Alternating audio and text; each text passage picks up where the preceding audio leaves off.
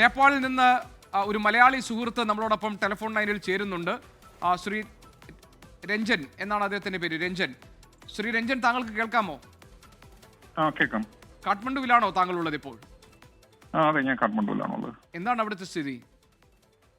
ഇന്ന് കർഫ്യൂ ആണ്, അതുകൊണ്ട് ഓഫീസുകളും സ്കൂളുകളും എല്ലാം അവധിയായിരുന്നു രാവിലെ. പക്ഷെ അതിനുശേഷം വീണ്ടും ഇന്ന് പ്രക്ഷോഭം ഡേ ടൈമിൽ സ്റ്റാർട്ട് ചെയ്തു. പല ഭാഗങ്ങളായിട്ട് തുടങ്ങി. ഇപ്പോൾ ഇവിടെ അടുത്താണ് പ്രൈം മിനിസ്റ്ററിന്റെ ഹൗസ്. പ്രൈം മിനിസ്റ്റർ ഹൗസ് ഒക്കെ വളഞ്ഞിട്ടുണ്ട്.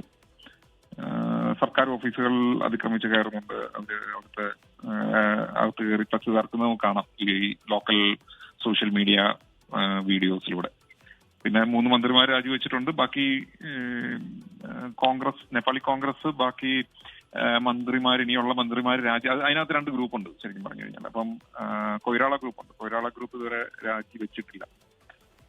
കൊയ്രാള ഗ്രൂപ്പ് രാജിവെച്ചു, ദുബൈയുടെ ഗ്രൂപ്പ് രാജിവെച്ചിട്ടില്ല. അങ്ങനെ 2 ഗ്രൂപ്പുകളുണ്ട്. അപ്പം അതിന്റെ സംസാരം നടക്കുന്നുണ്ട്.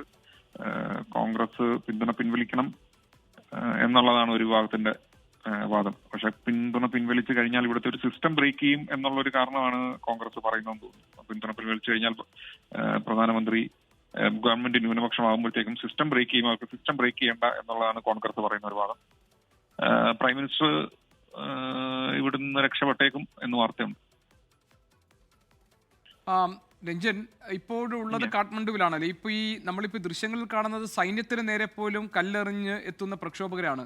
നമുക്കറിയാലോ, ഇന്നലെ അത് തുടങ്ങിയത് ചെറുപ്പക്കാരായിരുന്നു. ഇപ്പോൾ ചെറുപ്പക്കാർ തന്നെയാണോ ഈ പ്രക്ഷോഭ രംഗത്തുള്ളത്, അതോ ഇതൊരു ജനകീയ പ്രക്ഷോഭമായിട്ടുണ്ടോ? മുഴുവൻ യൂത്താണ്. പിന്നെ കാരണം ഇവരുടെ ഭാഗത്തു നിന്നുള്ള പ്രതികരണവും ഭയങ്കര മോശമാണ്. പോലീസിന്റെയും ഫോഴ്സിന്റെയും ഒക്കെ പ്രതികരണം വളരെ മോശമാണ്. വഴി നിൽക്കുന്നവരെയൊക്കെ പിടിച്ചോണ്ട് പോകാനൊക്കെ ശ്രമിച്ചിട്ടുണ്ട്. അപ്പം അതാണ് കൂടുതൽ പ്രക്ഷോഭം ഇതിനകത്തോട്ട് ആളിക്കത്തിക്കുന്നത്.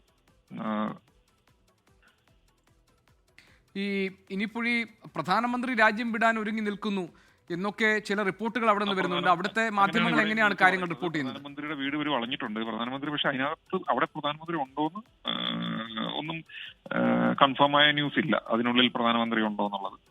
പക്ഷെ പ്രധാനമന്ത്രി അടുത്ത 4 മണിക്കൂറിൽ രാജ്യം വിട്ടേക്കും എന്നാണ് പ്രക്ഷോഭകാരികൾ കരുതുന്നത്. അവർ ഹിമാലയൻ എയർലൈൻസിന്റെ വിമാനത്തിനുള്ളിൽ രാജ്യം വിട്ടേക്കും എന്ന് പറഞ്ഞുകൊണ്ട് പ്രക്ഷോഭകാരികൾ പ്രചരിപ്പിക്കുന്നുണ്ട്. അതിന് മുമ്പ് എനിക്ക് തോന്നുന്നു സ്റ്റെപ്പ് ഡൗൺ ചെയ്യിപ്പിക്കും എന്ന് തോന്നുന്നു.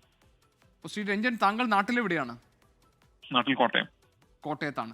അവിടെ ഈ ഇന്ത്യക്കാരോടൊക്കെ സുരക്ഷിതരായിരിക്കാൻ കേന്ദ്ര സർക്കാരിന്റെ ഒരു നിർദ്ദേശമുണ്ടല്ലോ. മലയാളികളൊക്കെ അവിടെ സുരക്ഷിതരാണോ?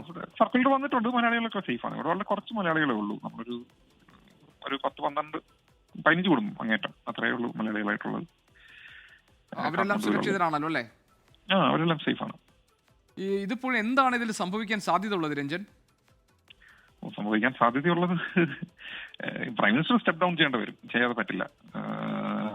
ചെയ്തു കഴിഞ്ഞാൽ ഇവര് വെച്ചിരിക്കുന്ന ഓൾട്ടർനേറ്റ് സൊല്യൂഷൻ എന്ന് പറഞ്ഞു കഴിഞ്ഞാൽ ജെൻസി യൂത്തിന് കൂടെ പ്രാതിനിധ്യം കൊടുത്തുകൊണ്ടുള്ള ഒരു ബംഗ്ലാദേശിലേക്ക് പോലത്തെ ഒരു ഭരണകൂടം വരണം എന്നാണ് ഇപ്പോൾ ആവശ്യം പറയുന്നത്. അങ്ങനെ ഒരു സജഷനൊക്കെ വരുന്നുണ്ട്.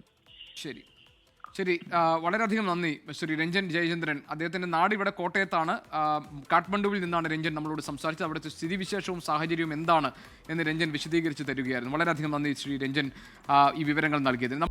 ലോകത്തെവിടെയായാലും ഏത് സമയത്തും 24 വാർത്തകളും ഓഗ്മെന്റഡ് റിയാലിറ്റി പാക്കേജുകളും എക്സ്പ്ലെയിനറുകളും വിശദമായി കാണാൻ ഞങ്ങളുടെ യൂട്യൂബ് ചാനൽ നിങ്ങൾക്ക് സബ്സ്ക്രൈബ് ചെയ്യാം.